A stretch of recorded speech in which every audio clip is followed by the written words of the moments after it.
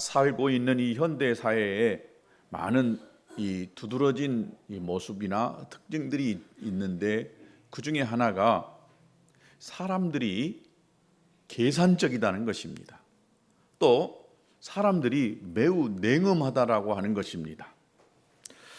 모두가 다 계산에 밝고 철저한 이해 타산에 따라서 살아가고 있는 것이 오늘 우리 현대에 사는 사람들의 모습이다라고 말할 수가 있습니다.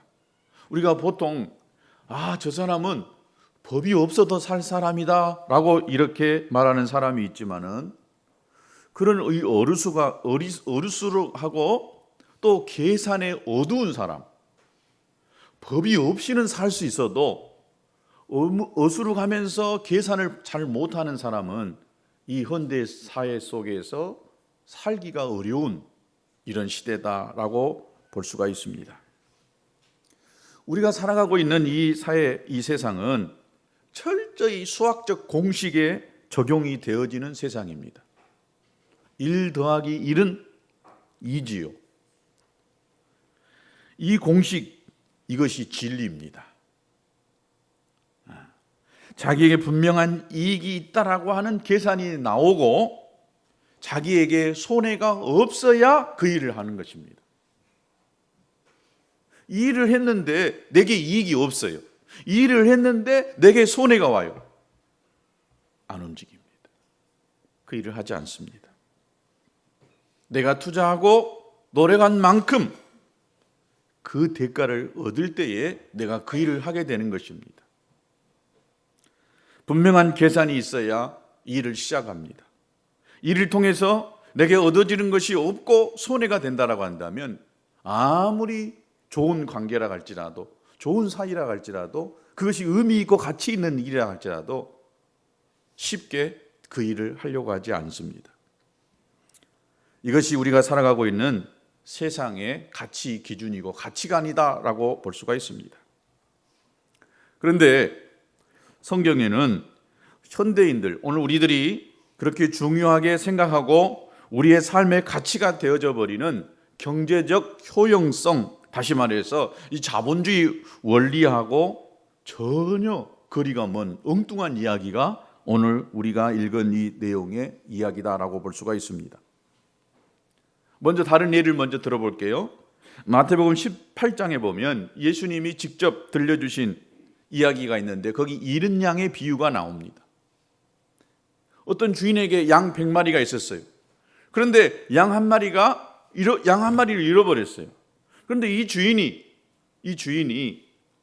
양 99마리를 그대로 들여두고 잃어버린 한 마리의 양을 찾아서 나간다는 것입니다. 만일 어떤 사람이 양 100마리가 있는데 그 중에 하나가 길을 잃었으면은 그 99을 산에 두고 가서 길 잃은 양을 찾지 않겠느냐라고 이렇게 예수님이 말씀하셨습니다. 길 잃은 이 한 마리의 양을 목자가 찾아 나서는 것입니다. 분명히 이 99마리는 우리 안에 들어있는 것이 아니라 지금 산에가 있어요. 들에가 있어요. 그런데 이 한 마리의 양이 없으니 이 99마리의 양을 두고 가서 한 마리를 찾는다는 거예요. 여러분, 우리가 살고 있는 이 자본주의 원리 방식으로 이것을 계산해 보면은 안 맞는 이야기입니다. 그런데 예수님께서는 99마리의 양이나 한 마리의 잃어버린 양이나 가치를 똑같이 두고 평가하고 있다는 것입니다. 아니, 어떻게 보면은 한 마리를 99마리 양보다 더 소중하게 생각했는지 모르겠습니다. 그래서 이 잃어버린 한 마리의 양을 찾아서 99마리를 들여두고 갔는지도 모르겠습니다. 우리가 자본주의 이 수학적 공식으로 보면은 1대 99입니다. 99배예요. 우리는 어떤 걸 선택하겠습니까? 한 마리냐 99마리냐 둘 중에 하나를 선택하라고 한다면 거의 대부분 오늘 99명은 99마리를 선택할 것입니다.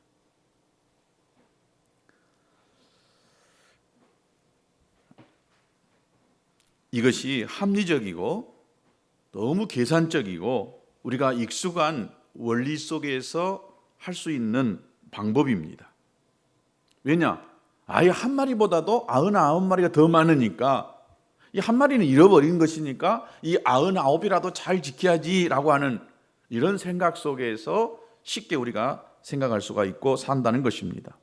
그러니까 99마리를 지키는 것이 오늘 이 시대의 이 현대인의 자본주의 원리, 이 사고방식이다라고 볼 수가 있습니다.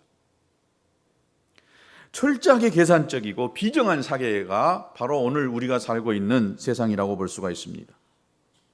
우리들 모두가 우리도 모르는 사이에 이 자본주의, 이 세상, 이 방식과 가치관이 우리의 마음을 지배하게 되어졌고 우리는 그 속에서 살고 있는 것입니다. 그래서 우리는 한 마리의 잃은 양의 이 비유를 읽으면서도 우리의 마음속에 예수님께서 99마리의 양을 버릴 수 있다라고 하는 이 마음으로 한 마리의 양을 이렇게 찾아 나섰다라고 믿기보다는 아마 이렇게 생각할지 모르겠습니다. 그 한 마리에 대한 그거 한 마리 욕심이 있어가지고 그 한 마리도 포기하지 못하고 그 한 마리를 찾아 나섰다라고 이렇게 생각할 수도 있다는 것입니다. 그러나 여러분 이 비유의 마지막에 예수님이 이렇게 말씀했습니다. 만일 찾으면 길을 잃지 아니하는 99마리보다 이것을 더 기뻐하리라. 참 이해가 안 되는, 우리가 가지고 있는 이 가치관이나 사고방식으로는 잘 이해가 안 되는 이야기일 수 있습니다.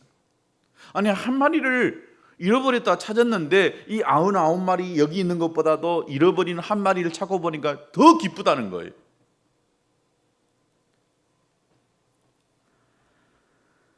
잃어버린 양이 특별한 양도 아니고 똑같은 양인데 하나가 99보다도 더 중요하다라고 하는 것은 우리가 가지고 있는 이 가치관이나 사고방식으로는 도저히 이해할 수 없는 계산이고 방식입니다. 그러나 예수님은 그 방식, 그 계산 방법으로 99을 택한 것이 아니라 잃어버린 하나를 택해서 그 한 마리를 찾아 나섰다는 것을 볼 수 있습니다. 성경이 우리의 눈을 벗고 보면은 이해가 되지만 우리의 육신의 이 눈을 가지고 성경을 보기 시작하면 다 이해 안 되는 것들이 너무 많습니다. 또 하나를 제가 이야기해 볼게요. 이에 비슷한 이야기인데 마태복음 25장에 보면 이 달란트 비유가 나옵니다. 어떤 사람이 외국에 나갈 때에 가지고 있는 이 재산을 5달란트, 2달란트, 1달란트로 나눠가지고 어떤 사람에게는 5, 어떤 사람은 2달란트, 1달란트씩 주고 갔다 옵니다. 떠납니다. 그런데 여기 1달란트라고 하는 이 달란트가 얼마냐? 우리 계산 방식으로 해보면은 제가 오늘 계산을 해보니까 1달란트는 금이 34kg예요. 그러니까 돈으로 한다면 266돈이더라고요. 한 돈에 20만 원씩 계산해서 266돈이면 한 달란트는 18억이에요. 그러니까 적어도 5달란트를 맡겨줬다는 것은 180억을 맡겨줬고 또 2달란트를 맡겨줬다는 것은 36억을 맡겨줬고 한 달란트를 맡겼다는 것은 18억을 맡겨놓고 주인이 떠났어요. 그러니까 이 주인이 보통 부자가 아닌 것 같습니다. 그런데 주인이 돌아왔어요. 돌아와서 맡겨놓은 것 내놔라 그러니까 5달란트 줬던 이 사람은요 뭐를 했는지 5달란트를 남겼어요. 그러니까 180억을 가지고 어디다 투자를 했는지 180억을 벌어갖고 세상에 360억을 주인 손에다 딱 내놓는 것입니다. 2달란트 받았던 사람도 뭘 했는지 세상에 36억을 더 배가 되는 것을 갖다가 주인 앞에다 딱 내놓는 거예요. 그리고 1달란트, 이 1달란트 받았던 18억 가진 사람은 무서워가지고 이거 하다가 사업하다가 망하고 투자하다가 망하고 장사하다가 망했으면 어쩔까? 또 집안에 보관하다가 혹시 도둑이 와서 가져가면 어쩔까? 하다가 그냥 땅속 깊은 데다 파고 넣었다가 이야, 나는 이거 잘 간직했다고 주인 앞에 그 가진 18억을 그대로 탁 내놓는 거예요. 근데 주인이 뭐라 합니까? 5달란트 남긴 사람, 2달란트 남긴 사람에는 착하고 충성된 종이다 라고 이렇게 이야기합니다. 그런데 이 1달란트를 가지고 꼭 숨겨놨던 이 사람에게는 악하고 게으른 종이다 라고 이렇게 이야기합니다. 제일 칭찬받을 사람이 누굴까요? 제일 여기서 칭찬받아야 될 사람이 누굴까요? 말을 잘 못하시구만. 지금 상당히 어려운 지금 이야기. 우리 인간적인 이 시대의 자본주의 사고 방식으로 원리로 생각한다면 5달란트 남긴 180억을 남긴 이 사람이 가장 칭찬을 많이 받아야 됩니다. 그런데 우리 주님은요, 5달란트 남긴 사람이나 2달란트 남긴 사람이나 둘이 똑같이 칭찬하고 있어요. 더 칭찬한 것이 아니라 두 사람 같이 똑같이 이렇게 칭찬하고 있는 내용을 볼 수가 있습니다. 칭찬의 내용이 달라야 마땅하지만 거의 2배 이상 어마어마한 것들을 남겼지만은 주님이 똑같이 칭찬하고 보상하고 있는 것을 볼 수가 있습니다. 여러분, 이것이 우리가 가지고 있는 이 자본주의 계산 방식으로 한다면 주님이 지금 잘못하고 계시는 거거든요. 결과가 무엇인가? 또 열매가 무엇인가? 이 효용성을 중요하게 생각하고 있는 자본주의 사회에서는 있을 수 없는 계산입니다.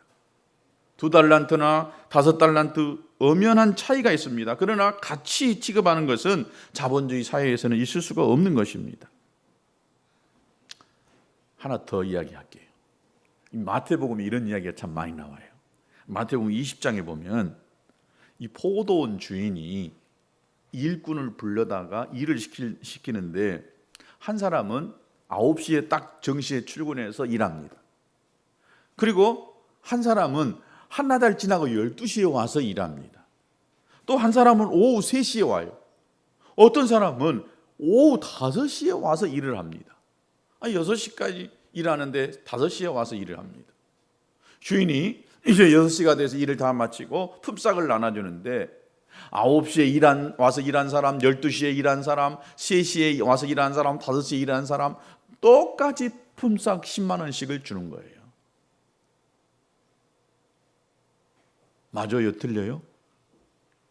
우리가 가지고 있는 이 자본주의 계산 방식으로서는 주님이 지금 이 주인은 잘못하고 있거든요.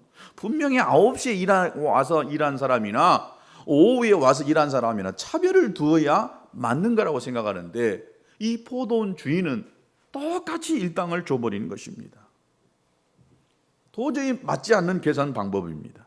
그런데 예수님께서는 뭘 지금 이걸 말씀하고 싶어 하시냐면은 하나님 나라의 계산 방법은 이와 같다라고 이렇게 말씀하고 있어요. 하나님 나라가요, 이 땅에서 우리가 살고 있는 이 계산 방식과는 너무 다른다는 거예요. 우리 방식으로, 우리 생각으로서는 너무 안 맞는 거예요. 그런데 예수님이 하나님 나라의 계산 방법은 이와 같다는 거예요. 9시에 와서 일하나, 오후 3시에 와서 일하나, 5시에 와서 일하나 받는 일당이 똑같다라고 이것을 가르쳐주고 싶어서 이 말씀을 하고 계셨던 것입니다. 그리고 더 말할 것도 없이 우리 믿음 생활도 자본주의적 계산 방법이 아니라 하나님 나라의 원리와 가치에 따라야 한다는 것을 가르쳐 주시기 위해서 지금 계속해서 이 포도원, 이 주인, 이 비유와 또 달란트 비유, 이러한 것들을 지금 말씀하고 있는 것입니다. 그런데 참 안타까운 것은 이런 자본주의 가치관과 사고방식이 우리 안에 깊이 뿌리 내리고 있습니다. 저도 그러고 아마 우리들 모두가 다 이 자본주의 사고방식이 깊이 뿌리 내리고 있다 보니까 이 말씀이 잘 이해가 안 되고 받아들일 수가 없는 것입니다. 오늘 우리 교회 안에서도 이 자본주의적 가치가 지배하고 자본주의적 계산이 아무 이유 없이 통용되고 있습니다. 우리가 흔히 세상에서 보는 대로 그 교회, 그러면은요, 교인의 수가 얼마냐, 또 교회당의 크기가 어느 정도냐, 또 그 교회 헌금의 액수가 어느 정도냐, 이것을 교회를 평가합니다. 어제도 제가 어떤 목사님하고 이야기하는데 자기는 어느 교회 다닙니다. 그러면 그 목사님은요, 즉각 이 네이버의 지도를 딱 펼쳐놓고 로드뷰를 보면서 그 교회가 어떻게 생겼느냐를 딱 본다는 거예요. 목사님 왜 그렇게 보세요? 그 교회를 보면 그 목사님이 어떻게 목회하는지를 안다는 거예요. 그래요? 목사님 저는 그런 목회 징하게도 못하겠네요. 아니 그것이 아니고 그러더라고요. 아니 그거 아니에요. 이 사람 물어보면은 목사님 교인은 몇 명 모이세요? 교회 1년 예산은 얼마세요? 그렇게 해서 굉장히 많이 모이고 또 교회가 큰 예배당을 하거든요. 목사님 참 목회 잘하시네요. 훌륭하십니다. 우리 같이 이런 예배당이나 이런 규모에 있다면 목회 7일이도 못 하시네요. 이 말은 안 하지만은 그렇게 표현합니다. 이것이 자본주의적 계산과 가치관이 오늘 우리 모든 성도들, 목사님들 속에 들어왔다 보니까 이것이 이렇게 계산되어진다는 것입니다. 오늘 이 본문의 요한복음 6장에는 이런 성경적 진리를 이야기하는 또 하나의 예입니다. 수많은 사람들이 지금 예수님의 말씀을 들으려고 모였습니다. 예수님이 바로 기적을 행하니까 사람들이 예수님의 그 기적을 보고 싶어서 큰 무리가 예수님께 몰려와요. 얼마나 사람이 많이 왔든지 남자만 5천 명이에요. 그러니까 여기 여자까지 어린아이까지 따지면은 엄청난 많은 사람들이 아마 여기에 몰려들었을 것이라고 생각이 되어집니다. 많은 사람이 몰려드니까 여러 가지 문제가 생기겠지만 가장 뭐니 해도 큰 문제는 먹는 문제였습니다. 엄청난 숫자가 모이니까 이 식사 때가 되니까 먹는 문제, 이걸 어떻게 할까? 이것을 예수님이 먼저 수십 명도 아니고 5천 명을 어떻게 먹일 수가 있겠느냐라고 제자들에게 예수님이 질문합니다. 그때에 이 계산이 딱 잘 돌아가는 빌립이라고 하는 제자가 머리를 탁 돌려보니까 이 5천 명을 먹이려면 적어도 200데나리온이라고 하는 돈이 필요합니다. 그러니까 이것은 적어도 한 사람의 품삯을 이 한 데나리온이라고 생각할 때에 적어도 200명의 품삯이니까 여러분 계산하면 어느 정도 나올 것입니다. 이 엄청난 이 많은 돈들이 필요하겠는데 지금 우리가 가지고 있는 것은 없는데 이걸 어떻게 하겠습니까? 라고 이렇게 예수님께 반문합니다. 그때에 베드로의 형제 안드레가 어느 소년 이 도시락이 있었어요. 이 도시락이 보리떡 5개와 물고기 2개가 있었는데 왜 가져왔는지 정확하게 성경은 이야기하고 있지 않지만 우리가 추측해 볼 수는 있습니다. 그런데 이 베드로가 어린아이의 손에 들려져 있던 보리떡 5개와 물고기 2마리의 도시락을 빼앗았는지 하여튼 이 소년이 줬는지 이걸 받아가지고 예수님 손에다가 올려줍니다. 가진 것은 이거밖에 없습니다. 이거 가지고 터무지도 없는데 어떻게 하면 좋을까요? 예수님이 그래 일단 자리를 정돈하고 다 군데군데 모여 여기 넓은 잔디가 있으니까 여기 모여서 앉아라 그럽니다.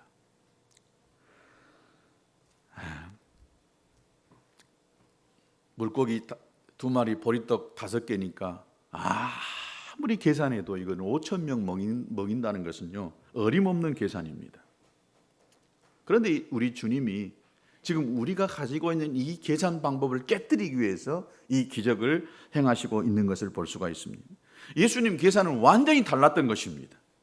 비현실적이고 비합리적이고 비논리적이고 비공식적인 이런 방법으로 예수님은 세상 물정 전혀 모르는 방법으로 이 일을 이루어 가시는 것을 볼 수가 있습니다.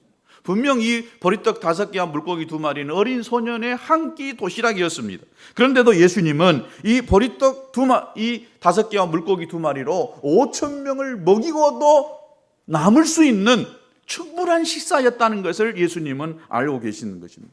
이것이 바로 오늘 우리가 가지고 있는 세상 이 사고방식과 전혀 다른 사고방식을 예수님이 생각하고 계시다라고 볼 수가 있습니다. 그런데 예수님은 그렇게 계산했고, 중요한 것은 그 예수님이 계산하고 계셨던 그 방법이 옳았다라고 하는 것을 지금 이 성경이 가르치고 있습니다. 우리가 살아가고 있는 이 시대 속에 우리의 가정 안에, 우리의 삶에 실은 기적이 지금 뭐 없어요. 이건 분명히 기적이잖아요. 오병이어로 5천 명을 먹이고도 먹을 때 뭐 조금 띄어져서 먹은 것이 아니라 오늘 성경에 보면 그들이 원하는 대로 주었다고 그랬습니다. 원하는 만큼. 어떤 사람은 물고기 뭐 3마리를 4마리를 원했을란가 모르요. 근데 그들이 원하는 만큼 먹고도 남은 것이 12강줄이나 됐다는 것입니다. 이건 기적이잖아요. 오늘 우리의 삶도 기적이 필요한데 이 기적이 없어요. 우리의 삶에는 1 더하기 1은 2 이것만 딱 이거 가지고 아니 때로는요 1 더하기 1은 2가 돼야 되는데 2가 안 되고 1이 돼버려요. 그럼 마이너스잖아요.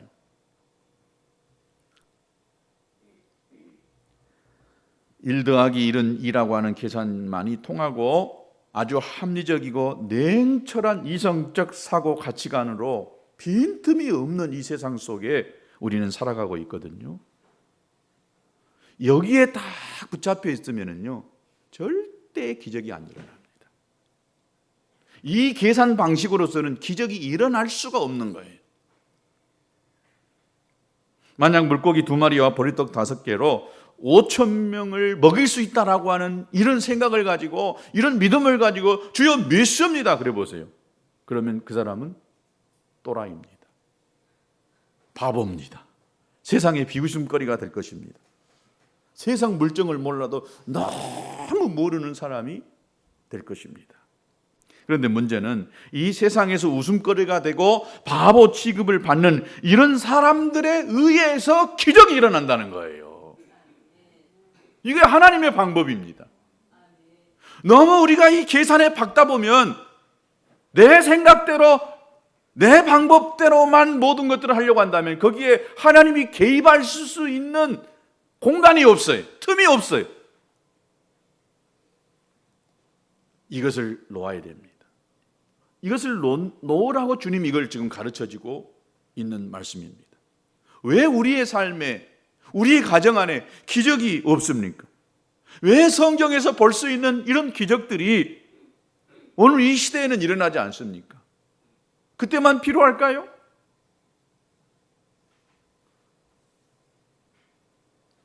앞으로도 필요한다라고 믿습니다.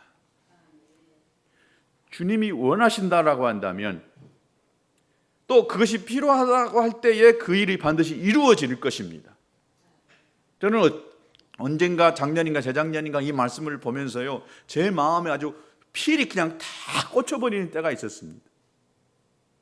아, 이것은 성경에서만 있었던 그 시대에 있었던 일로 끝나는 것이 아니라 분명 마지막 때에도 이것이 필요하다라고 하면 주님이 이런 기적을 일으켜 내시겠구나, 이런 믿음이 제게 왔습니다. 여러분 믿어지십니까?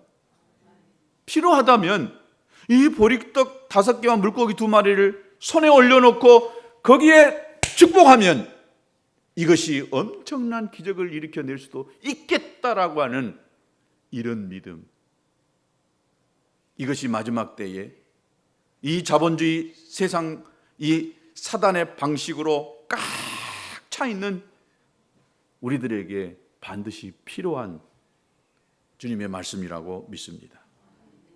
예수님이 일으키셨던 수많은 기적이 왜 예수님을 믿는 우리들의 삶 속에서는 일어나지 않는 것이냐? 우리들의 생각이 너무 합리적인 생각, 너무 이성적인 이 생각으로 꽉 짜여 있다 보면은, 너무 계산에 박다 보면은요 여기에 역사가 일어나지를 않습니다. 저는 제가 살아가고 있는 이 것도 교회에서 주는 저의 사례비를 계산을 해보면 답이 안 나온 때가 참 많았어요. 그런데요 다 말할 수는 없지만 저는 항상 풍성하고 넉넉하게 살았어요. 어디서 하늘에서 떨어졌는지는 모르겠어요. 이것이 하나님의 방법이다라고 하는 생각을 갖습니다. 우리의 생각이 자본주의적 계산 방법으로 굳어 있기 때문에 이 하나님의 역사가 일어나지 않습니다. 기적이 일어나지 않습니다. 저는 이 말씀을 묵상해 보면서 우리가 가지고 있는 합리적이고 자본주의적 이 계산 방식, 어쩌면 이것이 우상일 수도 있겠다. 우리가 깨뜨려야 될, 무너뜨려야 될 우상일 수도 있겠다라고 하는 이런 생각을 갖습니다. 사람과 관계 속에서도 요즘 이해타산적으로 움직입니다. 아무리 친한 사람도요, 뭐 계산은 확실해야 되지만은 이해타산적으로 움직입니다. 이 사람과 내가 관계를 맺었을 때에 나에게 이익이 될 것인가, 손해가 되려고 한다면 관계를 맺지 안 만난다는 거예요. 직장도 마찬가지입니다. 직장에 대한 어떤 소명의식 속에서 내가 이 일을 하는 것이 아니라 조금이라도 나에게 돈을 더 주는 직장이 있다고 한다면 과감하게 신분을 버리고 떠나요. 내가 떠나서 이 일이 되든 안 되든 이 회사가 망하든 어쩌든 상관없이 나는 내가 돈을 좀 더 받을 수 있는 곳이라고 한다면 과감히 그것을 가는 것, 이것이 자본주의 사고방식 속에서 살아가고 있는 오늘 우리들의 모습이라는 것입니다. 신의도 배려도 없어요. 나에게 이익만 된다고 한다면 다른 사람이 손해보든 잘못되든 상관없어요. 나는 그것을 버리고 내가 원하는 것을 택해서 간다는 것입니다. 우리는 너무 이렇게 익숙해져 있잖아요. 요즘 가뭄에 아주 농민들이 참 힘들어합니다. 물이 참 귀합니다. 우리들은 농사를 짓지 않아요. 그러니까 이 물을 귀한지 몰라요. 수도꼭지만 틀면 물이 펄펄펄펄 쏟아 나오더라고요. 요즘 우리 사모님이 저를 많이 구박합니다. 여보, 물 아꼈어. 화장실 들어갈 때 나와 같이 들어가.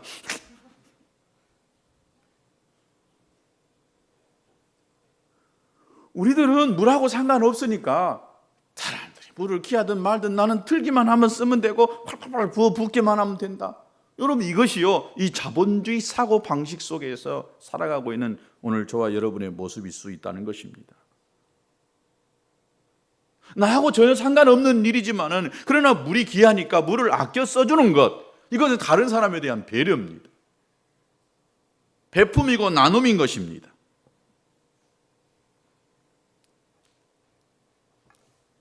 배려 없는 행동, 자기밖에 모르는 세태, 오늘 우리들 속에서 깨뜨려야 될 것이라고 믿습니다.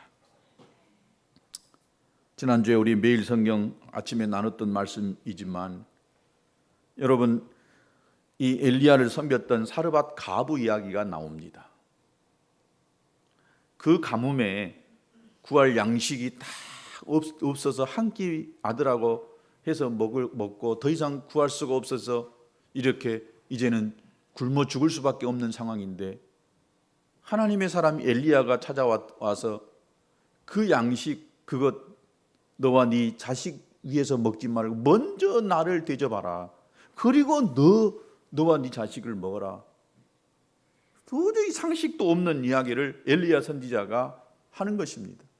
그런데 이 사르밧 가부는 이 상식도 없는 이 자본주의 계산 방식으로 도저히 이해가 안 되는 말씀이지만은, 그러나 이 말씀이 주어졌을 때에 사르밧 가부는 내가 그렇게 하겠나이다 하면서 자기가 가지고 있는 이 먹을 양식을 가지고 엘리야 선지자를 대접합니다. 그랬더니 어떻게 됩니까? 사르밧 가부와 그 자녀 또 엘리야, 가뭄이 끝날 때까지 그 양식통에, 기름통에 양식이 끊이지 않고 계속해서 채워지는 것입니다. 나중에는 그 아들이 죽었을 때에 아들을 살려내는 이런 놀라운 일들까지 이루어지게 되는 것을 볼 수가 있습니다. 이 합리적인 계산, 자본주의 효용 속에서 기초하고 있는 이 철학이 무엇이냐? 이 자본주의 이 원리의 이 철학은요, 다른 거 아니에요. 인간의 능력을 신뢰하는 것입니다. 인간을 최고로 여기는 것입니다. 즉 인간만이 유능하고 인간만이 세상의 모든 일을 할 수 있다라고 하는 인간 중심의 가치관 속에서 나오는 것이 바로 자본주의 가치관이고 자본주의 원리인 것입니다. 그러나 성경은 뭐라고 합니까? 사람이 할 수 있는 일이 많지 않다라고 합니다. 물론 사람이 계획하고 시작은 하지만 그 일을 주관하시는 분은 하나님이시요 그 일을 이루시는 분도 하나님이라고 합니다. 그래서 우리는요 하나님 앞에 한없이 낮아지고 한없이 연약한 존재이고 한없이 무능한 존재라고 고백할 수밖에 없는 것입니다. 하나님 없이도 얼마든지 내가 할 수 있다라고 하는 사람 기도 안 합니다. 기도하는 대신에 내가 나가서 열심히 구해야 되고 일해서 얻어져야 된다라고 생각합니다. 세상의 모든 일이 인간의 노력으로 할 수 없다는 것, 또 인간이 노력하면 그 노력에 플러스 알파가 생기는 것, 이 플러스 알파가 나는 기적이라고 믿습니다. 이 하나님의 도우심, 하나님의 능력으로 모든 일이 이루어지고 기적이 일어날 수 있다라고 하는 사실을 믿는 믿음이 없기 때문에 오늘 우리들이 어려움 가운데에 또 자본주의 세상 논리 속에서 아주 빈궁한 삶을 또 황폐한 삶을 살고 있다는 것입니다. 하나님의 능력 또 하나님의 개입하심, 하나님의 이 기적을 믿지 못하기 때문에 오늘 우리들이 이런 어려움을 겪고 있다라고 믿습니다. 오직 자신의 능력만을 믿어요. 그래서 우리는 열심히 노력해야 되고 열심히 공부해서 내가 좋은 직장 들어가고 내가 이 시험에 꼭 합격해야 되고 그래서 내가 정말 이 세상 부럽지 않게 떵떵거리고 살아야 된다라고 생각합니다.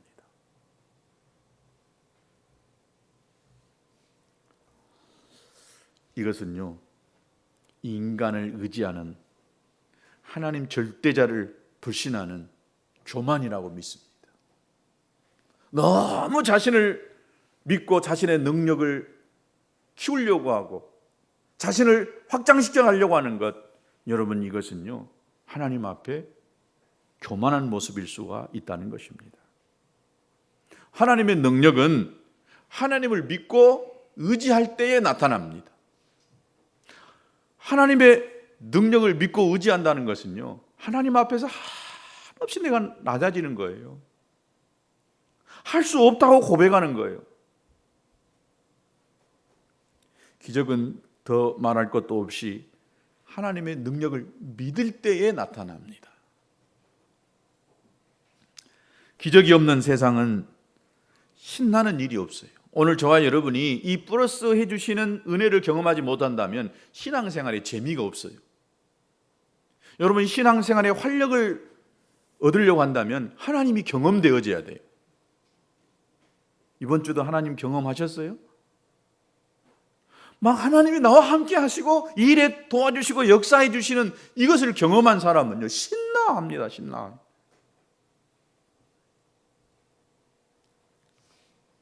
일 더하기 1은 2다 라고 하는 이런 이 냉엄한 계산만 있으면은요 신앙생활에 재미가 없어요. 의미가 없습니다.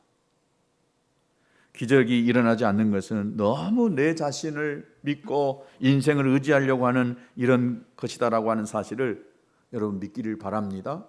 이런 것에 붙들려 있지 않고 하나님의 기적을 바라보면서 막 심을 때는 심고 하나님을 위해서 일할 때는 일하는 이런 사람들은 세상 사람들 조롱합니다.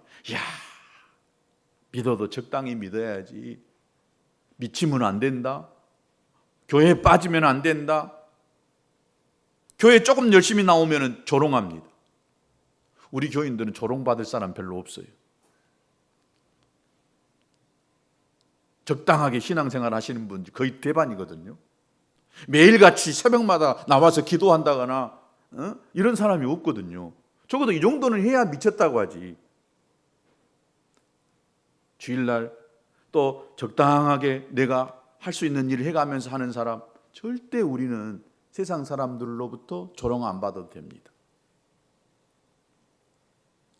우리가 하는 일이 너무 비현실적이고 세상 물정을 모르는 철없는 것처럼 보일 때에 사람들은요, 좀 바보 취급합니다. 바보 취급.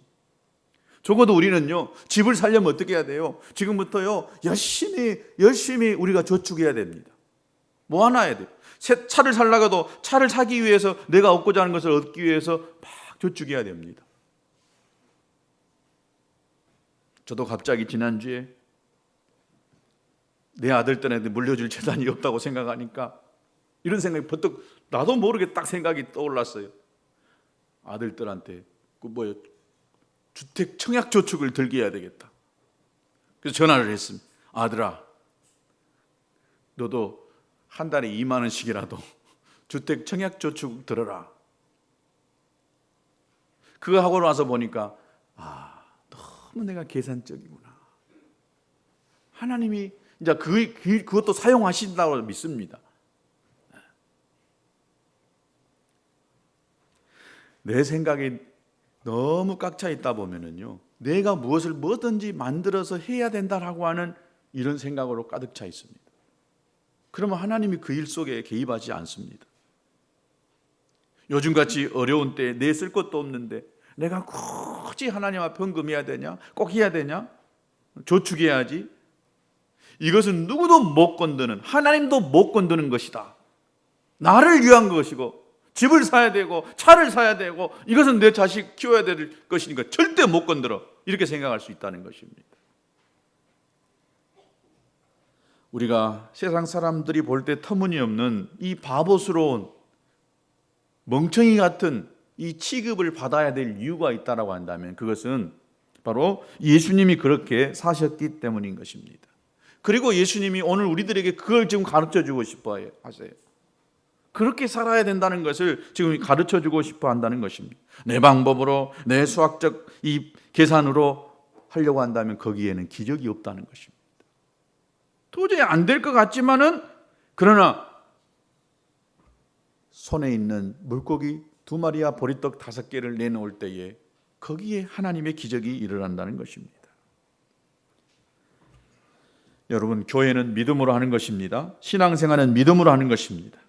우리는 아주 적은 것이지만은 이것이 하나님 앞에 내어 드려졌을 때에 하나님의 놀라운 일들이 일어난다는 사실을 여러분 믿으시고, 내 모든 삶 속에서 비현실적이고 비합리적인 이런 이 말씀을 믿음으로 받아들이고 순종하여서 여러분 안에 기적을 경험할 수 있게 되기를 진심으로 축복합니다. 같이 한번 기도하겠습니다.